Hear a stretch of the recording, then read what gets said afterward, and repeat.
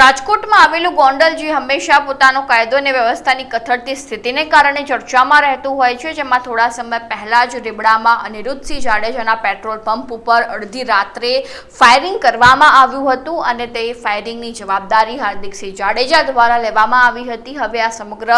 ઘટનાને લઈને હાર્દિકસિંહ જાડેજાનું એ petrol પંપથી reconstruction કરવામાં આવી રહ્યું છે, તે મુદ્દા અંગે ચર્ચા કરીશું આજે આ વિડીયોમાં। નમસ્કાર, લાઈવ 24 ન્યૂઝની સાથે હું છું મિક્ષુ ઠક્કર। થોડો સમય થાય એટલે ગોંડલ અને રીબડામાં કોઈક ને કોઈક એવી ઘટના બનતી હોય છે જેમાં કાયદો અને વ્યવસ્થાની કથળતી સ્થિતિ જોવા મળતી હોય છે, જેમાં થોડા સમય પહેલા જ જે રીતે રીબડામાં અનિરુદ્ધસિંહ જાડેજાના પેટ્રોલ પંપ ઉપર બે વ્યક્તિ આવે છે, અડધી રાત્રે ફાયરિંગ કરીને નીકળી જાય છે અને આ ફાયરિંગની જવાબદારી જે હાર્દિકસિંહ જાડેજા દ્વારા પોતાની ઇન્સ્ટાગ્રામની સ્ટોરી ઉપર મૂકીને લેવામાં આવે છે અને જ્યારે પોલીસ દ્વારા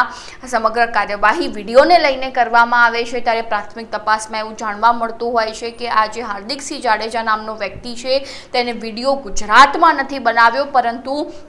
અન્ય રાજ્યમાંથી જે છે તે હાર્દિકસિંહ જાડેજા દ્વારા એ વિડીયો બનાવવામાં આવ્યો છે। ત્યારબાદ પોલીસ દ્વારા તાત્કાલિક ધોરણે હાર્દિકસિંહ જાડેજાની તપાસ શરૂ કરી દેવામાં આવી, શોધખોળ શરૂ કરી દેવામાં આવી અને કેરળથી હાર્દિકસિંહ જાડેજાને પકડી લેવામાં આવ્યો હતો અને તાજેતરમાં જ એ ગોંડલ પોલીસ દ્વારા